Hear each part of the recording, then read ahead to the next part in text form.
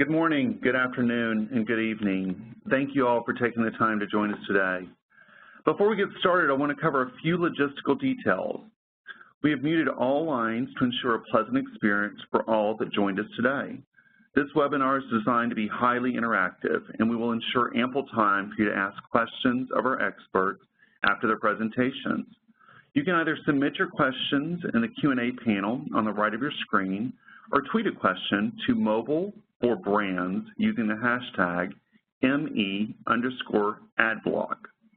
We're also recording today's session and will make it available along with copies of the slides early next week. Did you know ad fraud and other problems are costing the U.S. marketing and media industry an estimated $8.2 billion each year, according to the Interactive Advertising Bureau that was conducted recently in partnership with Ernst & Young? That's $8.2 billion in the United States alone.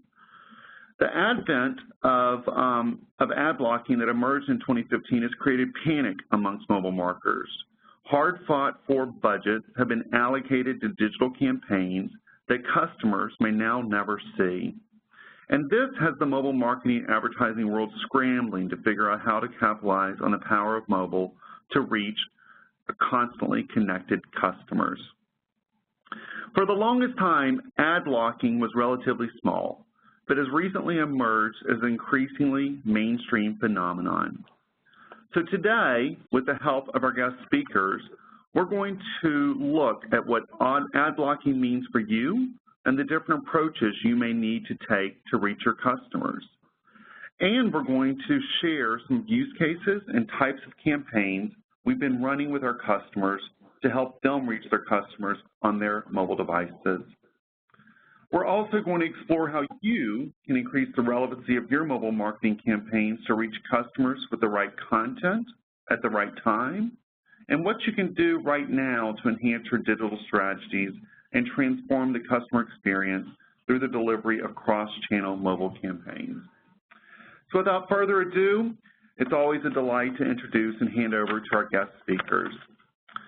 Paul Berney is the co-founder and managing partner at the leading mobile advisory firm, mCordis. Recently named one of the top 50 influencers in mobile marketing by The Drum for the third year in a row, Paul has almost 10 years of experience in mobile marketing. He's a business leader in the Marketing Society, a fellow of the Institute of Direct and Digital Marketing, a member of the Chartered Institute of Marketing, and a mentor in the Marketing Academy. And in 2012, he was recognized as a leading speaker on mobile marketing worldwide by C-Squared. Rob Hammond is a Syniverse's senior lead of mobile engagement and has more than 28 years of global leadership experience in enterprise strategy, product management, sales, and engineering, with a special focus in mobile and enterprise applications. In helping brands unlock the value of mobile, Rob is one of the leaders in Syniverse's Enterprise and Intelligence Solutions business, which enables brands and mobile service providers to better engage mobile users around the world. Prior to joining Syniverse, Rob served in leadership roles for several of the world's largest mobile and technology companies, including Microsoft, Sprint, and Motorola. So guys, let's turn it over to you and hear what you've got to say about the potential of mobile marketers to address ad blocking. That's great. Thank you, John. And thanks once again to Syniverse for the invitation to join you guys today. It's always a pleasure to join you on these webinars. As you said, the agenda for us today is really to take a fundamental look at why ad blocking has suddenly exploded in 2015 and look at what brands and advertisers can do in response to this. I'm careful to choose the words response rather than saying it's about combating mobile ad blocking, because we don't see it necessarily as an all bad thing. We have to recognize that this is yet again in the mobile world a consumer-led move. So it's very important that we understand what brands can do to respond to this.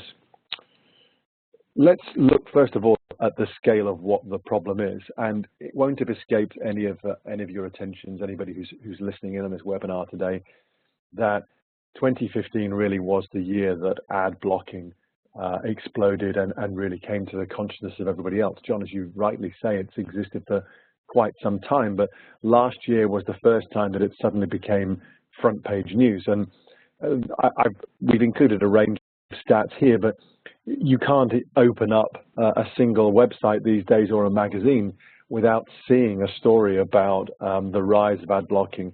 I've seen some stories just this morning from Google execs that suggest that ad blocking in the US may have been tried or put in place by almost a quarter of all internet users. Now that's a pretty phenomenal number if it's really true, and it's being reflected across the world. So we know that the problem is real. We know that the problem is growing.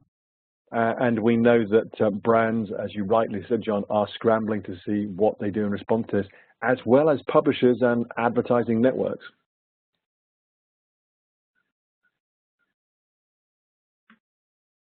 Yeah, Paul, I think it's interesting. Last week I published an article actually that got brought up, and it was interesting in the sense that what you really have is this conversation going on that's embroiled along with it in net neutrality. And on the one side you have consumer choice and control, and on the other side you have this freedom of speech and unfettered access to content going on. And so what I see is this interesting conversation occurring where you have broad groups.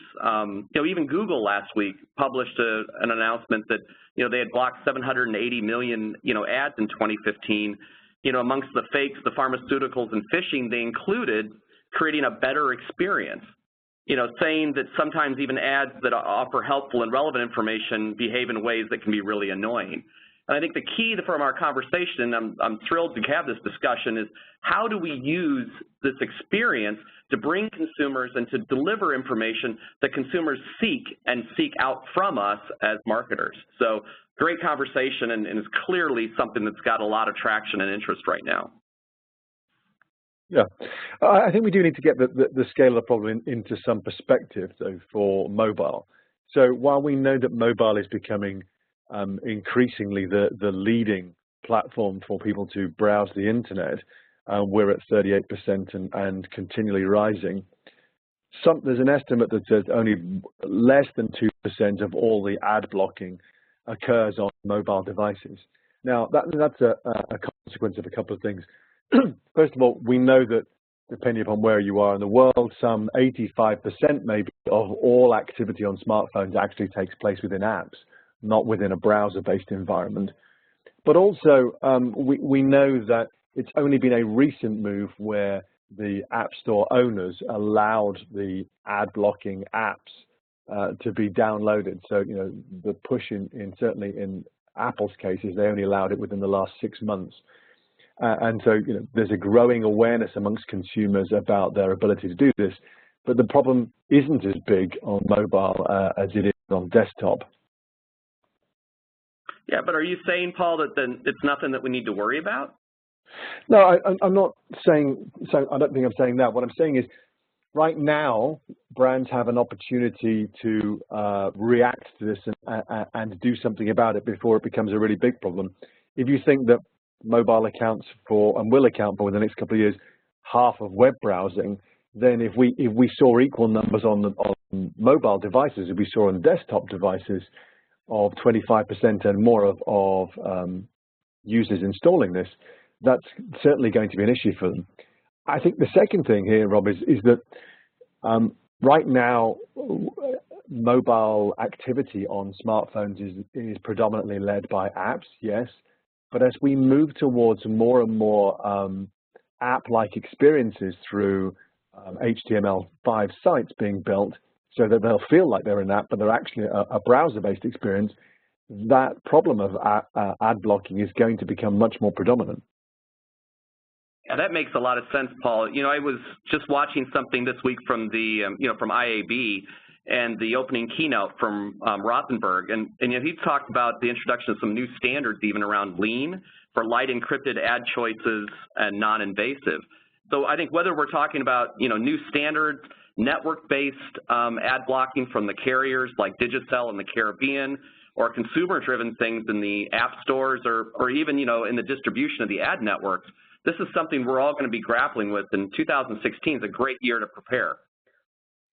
Well, I think the other part about this, Rob, that makes it a real issue for brands is I think it also adds to the existing concerns around the effectiveness of mobile as an advertising channel, full stop.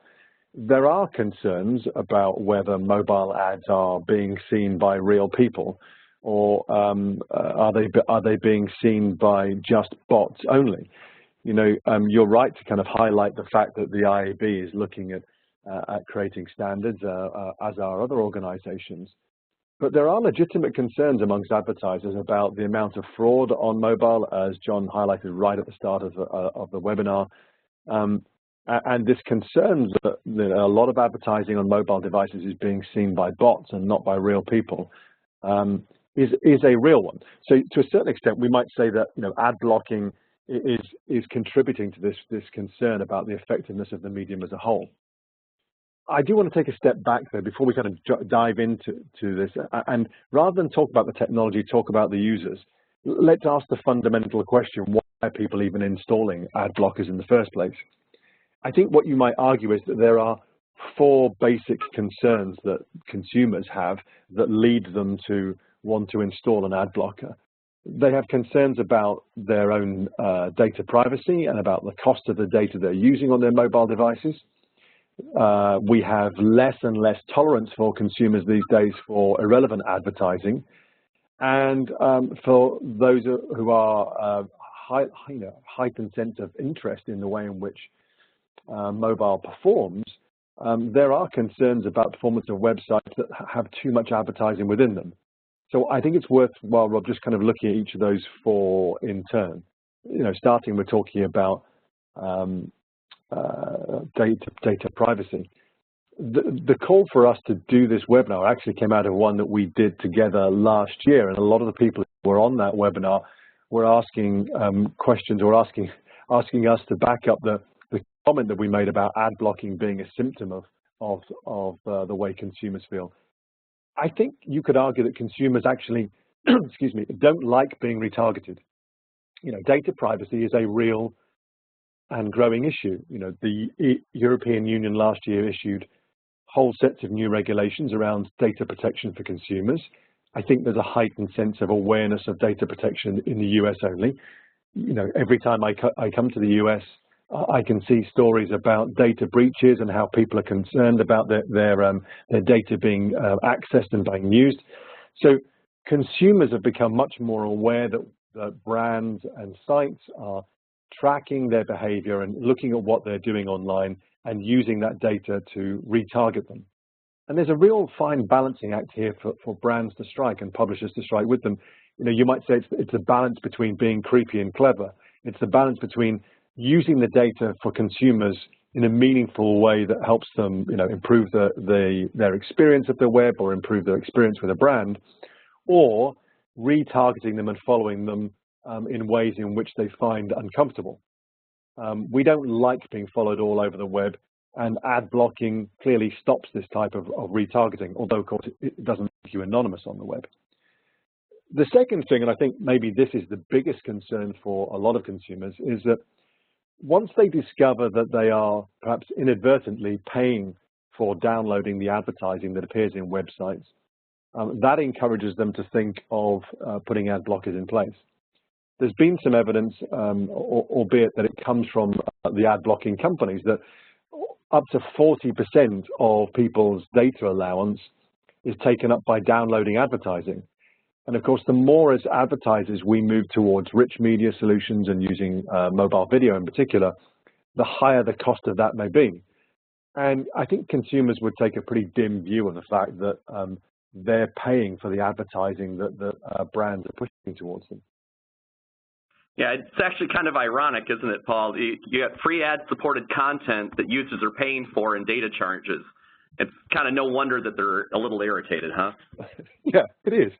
You know, and you run that alongside the rising consumer tide of being irritated by irrelevant advertising. You know, there has been a general shift across marketing from the 80s, 90s, and beyond for us as consumers to push back against push messaging and irrelevant advertising that came to us, originally in this form of direct mail, and then push messages on the internet, and then on SMS messages that we received. So we hate irrelevance, and if we can switch off advertising and stop that, we probably will. It's also worth considering that if you look at the success of sites like Netflix or Amazon Prime Video, those suggest that actually people will pay to switch off advertising full stop. You mentioned this being kind of ironic, Rob. The irony here is that tracking and using consumer data is the one way that publishers and brands can make their advertising more relevant. And if you switch off their ability to do that, then consumers are going to end up getting the irrelevant advertising pushed to them again.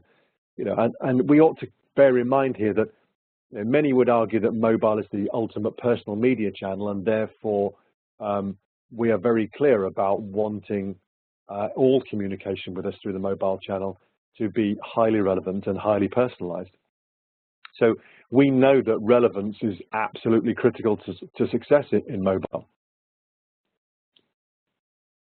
I think it's interesting, Paul. Context is just the foundational element of this in creating a personalized experience for the user, which is what we all seek, right? There's never been a device or a service that was so personal. Mobile has given us this opportunity to where, the PC has become a truly personal device that we keep with us all the time. And by its nature, we expect it to know us, and we expect the brands that we interact with us to deliver that kind of rich connections. I see really 4 foundational kinds of messages whenever we're out and talking with brands. There's the promotions, which we're talking a lot about today, but there's also loyalty, service, and transactions. And particularly, how do you think about using that customer experience, what they're thinking about, what they desire to do, in order to create these compelling experiences for the brand or for the consumers that the brands are serving. And, a while back we talked as well around, 5 types of context. There's physical context, where you are and the things that you're doing. There's temporal. That's actually, what you're doing right now. You're standing in line for a movie or you're doing something else.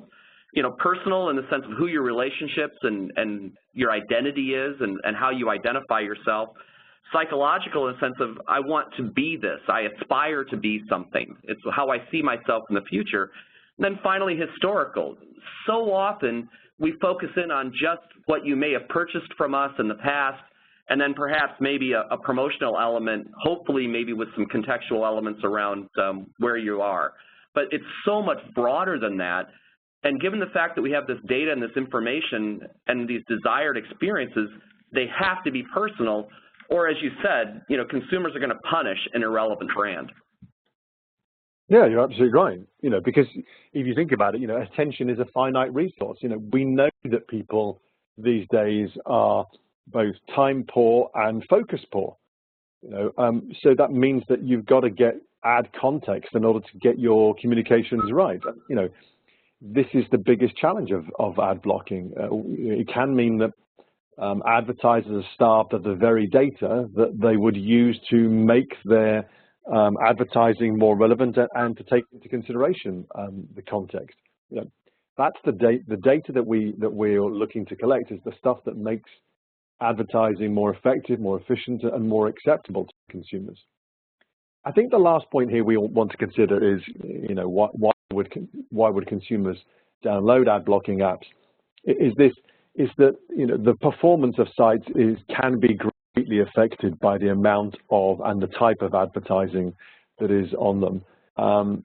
We're seeing the more images that there are on a page, the slower that the pages load, of course, and that has a much more material effect on the mobile internet than it does perhaps on desktop, because there's research that shows that half of mobile users will abandon a page if it doesn't load in 10 seconds, and more than 60% will never return to a site that they find loads slowly. So there's been lots of research from people that says what happens when you install a ad blocker to site performance. There's been some really good research just recently published around the major US news sites. The researchers took I think the top 40 US news sites, everything from, you know, the ones that are related to the TV stations and CNN, New York Times, all these, and ran ad blockers. What they found across these sites is that some of the sites loaded up to 7 times faster when you remove the advertising. Now that has a material effect upon user experience. And so it's no wonder that once people put it in place, that they find that the user experience works better for them. We also know that from that same research, that the propensity of people to download an ad blocker is greatly influenced by demographics. Not surprisingly, it's the younger, male, more technically savvy audience that are much more likely to download and use ad blockers. Yeah, I think it's interesting. Paul, that same article, and we probably read the same one, it talked about, load times and page size were reduced by, 80%, but also battery life was improved. And that one, what I didn't think of as immediately obvious, but it improved, at least in the New York Times article that I read, 21% along the way. So, you had things changing with just, dramatic page load size. And then, of course, that brings in the conversation about cost that you mentioned earlier. But it's interesting as well, you were talking about millennials. That same AIAB discussion I talked about earlier, 41% of millennials had downloaded an ad blocker on at least one device. So, those same people that are downloading those ad blockers are those same most valuable customers for us and for, the brands in general. There's a UK survey that eMarketer was talking about from June where 73% of people said that, the ads were interruptive, 55% were annoying, 54%, slow down the browsing, and 46% irrelevant, 31% privacy concerns. So it's really those key points you just talked about, and you're talking about at least a third to half of all consumers that were surveyed bringing up and mentioning these problems. So, again, when we think about the scale of the potential for this to disrupt our current business processes, it's really significant. Yeah, so let's look at the effect of ad blocking on the different parties in this. The most obvious thing is to look at the publishers, and here it's really obvious and simple. They're losing revenue. I mean, ad blocking directly affects their bottom line. The fewer eyeballs that you have looking at your advertising, the lower the revenue you generated from it. So, publishers are highly motivated to respond to the threat that ad blocking poses. Secondly, if we look at advertisers from their perspective, brands' perspective, I think there are 3 things here that I would highlight. The first is, a heightened focus on the effectiveness of their advertising. Brands want to know how their advertising is performing, and it means they're more likely to be using more and more analytics to understand what's working, placing greater emphasis and greater importance upon ad viewability, that kind of thing. So, that's the first reaction. The second thing is a shift away from the traditional methods of buying digital advertising. Most brands are, on the desktop environment, are used to buying on a cost per click or a cost per impression basis. And what this does, I think, is it contributes to a general shift towards a CPA model where brands are saying, I'm only prepared to pay for cost per action because, or, that action may be, for a user to download or visit our site or download and install an app. In that way, brands can guarantee that they're not so affected by ad blocking or ad fraud or anything else. They know that it's real users interacting with their brand. I think the third thing is that, ad blocking also focuses brands upon attribution. They want to know across all their digital channels and seek and want to understand what actually is working and not working, which, almost brings us back to the earliest days and the most fundamental of all marketing problems. It's the half of my advertising works, I just don't know which half. So marketers have been in a constant battle to try to understand which bit of their advertising works better. And the more you put up blocks like, ad blocking or fraud or anything else, the more that advertisers and brands will push to say, I need to know what's working and how to make it work better. So let's look at the actions the brands could take and the advertisers could take to respond to that. The first is if we look at the publisher's world. some publishers, I think, have taken a pretty hardline stance against ad blocking. In Europe here, I'm thinking of the biggest German publisher, Bild, who have kind of railed against ad blockers. And I think in the US, Forbes and Condé Nast have reacted in the same way. Essentially, what these publications are doing is blocking access to their sites if they detect the use of an ad blocker. And they will only give access back to the user if they do one of three things: either turn off the ad blocker, or whitelist their site, or pay for access. And I think the last of those is the most interesting to me, because we may see a return to the walled gardens that we found in the very earliest days of the internet, on desktop, where users and consumers have to pay for the content. Now, that what interests me about that is that in the mobile world, users are much more used to paying for things than they are on the desktop. I think in desktop, the argument's almost done. We're used to getting everything for free. But in the mobile space, we've kind of grown up with this idea of a freemium model, the idea that you get something for free, but then you pay for a better version of that. So there's an opportunity here for publishers to shift towards perhaps subscription models, micro payments, where they allow people to pay for single articles and news stories. So, we may see a shift across that. There is also this technical response that publishers could have, which is if they stop using ad exchanges and ad networks and host the advertising themselves, then it's harder to block them out because the advertising appears from the same content, same servers as their content is. So that, there's some responses that the publishers can have. From advertisers, I'm generally seeing a couple of things. A shift towards owned media and a shift towards programmatic. And the owned media thing, I think, is, for me as someone that works in mobile industry, is the most interesting. I think we're seeing general concerns, not just related to ad blocking, but amongst brands and advertisers, that a lot of the, if you like, community building and engagement that their brand has is actually being conducted on sites other than the ones they own themselves. So a lot of their activity is taking place in social media, on Facebook and Twitter and Pinterest. And as we talk to clients about this, we talk about the need for them to create what we call an owned media causeway, a means of shifting consumers back to engaging with the brand on their own branded media rather than through the paid and earned channels. So if there's going to be further restrictions on accessing information through commercial channels, I think that, again, shifts and redirects brands to want to engaging with the consumers direct. I think it also causes brands to want to look at better targeted advertising. And that brings us right back to the start, being able to track and collect consumer data and better target them at the right place and right time. As you mentioned earlier on, Rob, using context, that's the very essence and the promise of programmatic advertising, is much better focused and much better targeted advertising. So the last thing I'd like to share with everyone is that I think there are three things that everyone in the ecosystem can do. And that's these three things here. Is firstly, operate in a permission environment.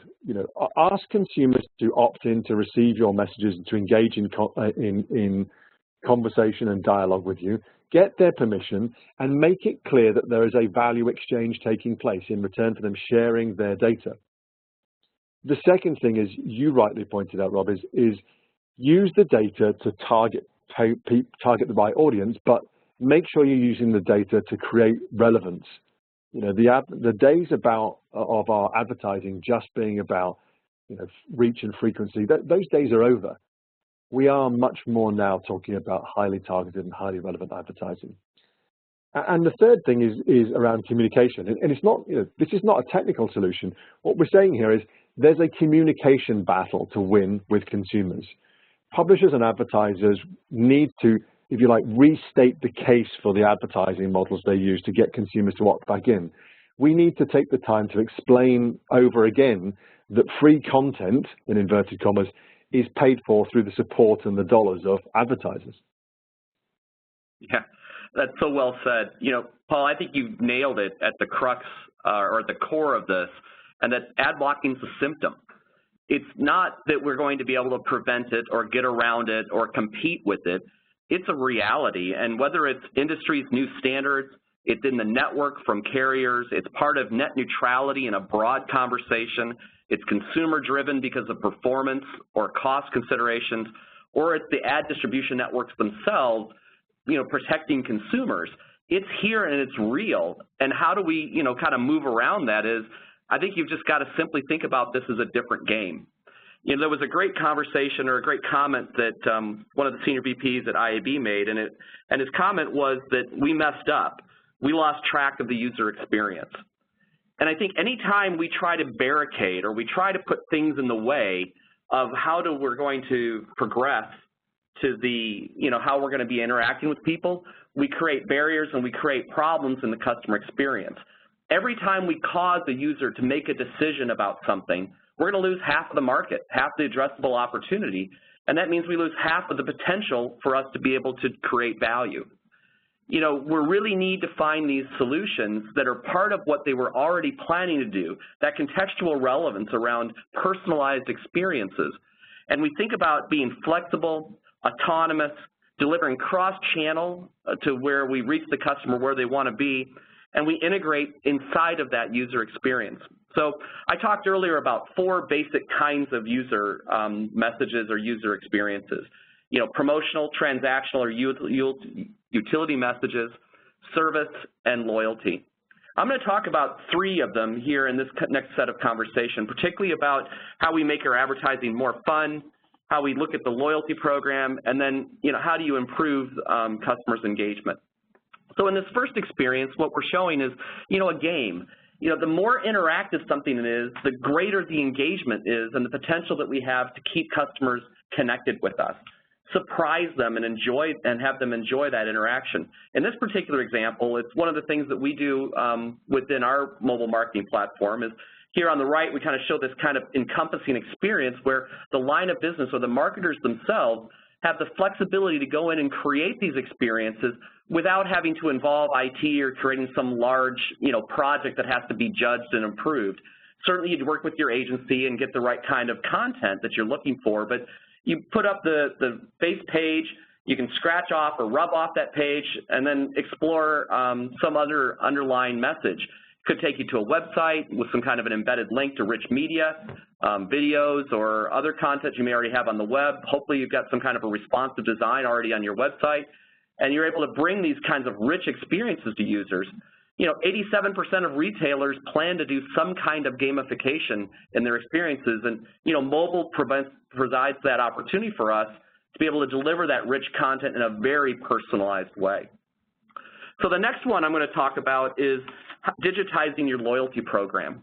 Here I'm showing an example with Apple Wallet where you've got the old loyalty card, a key fob, something that's a tag that's on somebody's key card that's worn out, you can't read it anymore, it doesn't work well with the barcode. Well, what's the one device someone has with them all the time? All the metrics are out there. You're able to take advantage of something with the wallet here. You can take a location reference. You could do it time-based. I think most of the people on this call probably have downloaded a boarding pass and have had the experience of going to the airport and having that boarding pass be right there on the cover. You could certainly do something with your own location in your stores for people. And then you've got that front and the back side of the pass. It's with them all the time. And again, this is something that we do. It's fully involved within the platform, and it gives the flexibility, again, for the marketing teams to be able to operate and work and get very close to the customer. It's also dynamic in the sense that you're able to update that path and provide content, let's say, you're 5 points away from your next tier, or provide reminders, and better yet, do that cross-channel and bring them to those experiences with an alert that they can't ignore with something like text. So you get the push message, you get the notification, you get the location references and contextual elements, and at the same time, you're able to operate with something that's always there and available for the user. The last experience I wanted to step through with everyone just very quickly is something that I think has got a lot of legs and is very interesting. And it's about doing surveys and doing the surveys with text messaging. In the platform that we have here with Syniverse, that's something, again, that the line of business is able to do. And what we've learned is that by using text, it's something that you're going to get much more likely a response to. Certainly you're not going to do a 10-minute survey with someone and ask all sorts of questions about a deeper, deeper content. But if what you want to know is, did your people actually have a positive experience? Did that contractor show up? Were we able to confirm that the customer was in fact satisfied? Set that customer up for a follow-up in the event that there was some kind of a problem, or offer them an immediate discount for some issue. It's really interesting across the verticals: travel, hospitality, retail, even financial services, entertainment and sports, to be able to increase your engagement with your users by using the tools and the techniques that are available to marketers today, and that trusted channel in text messaging. So overall, I think it's really interesting. Those are all really compelling and important experiences, but they really don't mean anything if you don't have the analytics to be able to enable that interesting conversation. You need to be able to do the visibility to the success metrics. You need to be able to have some great graphics so that you can put those in your PowerPoints and do the kind of internal campaign recognition that's necessary to maintain your budgets. It's also important for A/B testing, to be able to look at this. If you've got a real-time device that's personal that people are reacting to, then you want to be able to do the A/B testing to determine what's going to work and what's not across the channels. Know which one responds best and how to be able to modify your experiences. And last, be flexible and fast, thereby being able to deliver on the expectations of what your customers are looking for and what consumers absolutely expect these days. So I'm going to hand it back to John to kind of close us up and open up the questions. That's great, and thank you both for those insights. It's fantastic. And as Paul pointed out, I mean, this is a topic that our past participants had recommended that we cover. I'm so pleased that we did today because it's extremely timely and relevant in terms of everything going on in the mobile space. And it's clear that, today's digital marketers are operating in a very different world compared to even last year. With the adoption of ad blocking tools, it's something that cannot be ignored, and you clearly need to start adjusting your strategy now. Simply put, mobile must be fundamental, part of every single digital campaign. So why don't we take a moment to ask our experts the questions that you've submitted so far. And I have a few right here that have come in via WebEx. And if you've not had a chance to do so already, encourage you to submit a question on the right-hand Q&A panel of your screen, or tweet a question to mobile4, and that's number 4, brand. Again, that's mobile4brand, using the hashtag ME_adblock. So the first question that I think that's coming to mind, and in fact we've been asked this a couple of times during today's session, is how do I learn more about ad blocking? I mean, I can tell you right now, there's not a day that goes by that a new editorial does not pop into my news feed related to ad blocking. But those are all extremely opinionated articles. But the facts change on a day-to-day basis. So I'd like to ask both of you, Paul and Rob, how do our digital marketers that are joining us today, how do they continue to learn more about ad blocking, since its overall existence will continue to evolve and change? John, if I may, I'll answer first. So I think you're right. I think that when you see the press stories about it, we've already got kind of two polarized views about it being the biggest evil to affect the industry, or it's a fantastic thing that the consumers will love. What I would say to you is, and you may think I'm not saying this is not tongue-in-cheek, install an ad blocker on your own mobile devices and experience it for yourself, because that's the best way to learn about what this is doing for consumers. Install an ad blocker and then go and visit your site and your competitors' sites and look at the sites where you placed your advertising and find out what the experience is like for yourself, because nothing is going to replicate that for you. No amount of reading documents is going to show you how well that works or how badly that works or how it changes the experience. I can tell you, for myself, I've been running You know, I have two different mobile devices I carry around with me every day, an Android and an Apple device, and I have an ad blocker installed on one, and I often do a kind of side-by-side comparison with them. I've swapped between doing it on iOS and Android to see if it's different. You know, there's a part of me that gets a kind of, you know, perverse pleasure out of seeing the little tracker in the top corner telling me that I've blocked 10 adverts on a single page. There's a page, I won't name the site, there's a site I visit on an almost daily basis to do with football, where if I go to the home page on an ad blocked version of the browser, it blocks 18 adverts from me. You know, 18 adverts is clearly a ridiculous amount of advertising to be running on a single page. And once you experience that for yourself, it gives you a much better understanding of why a consumer would not only put this in place, but also keep it there. You know, Paul, I think that is just astounding. And, you know, in the end, we're all consumers.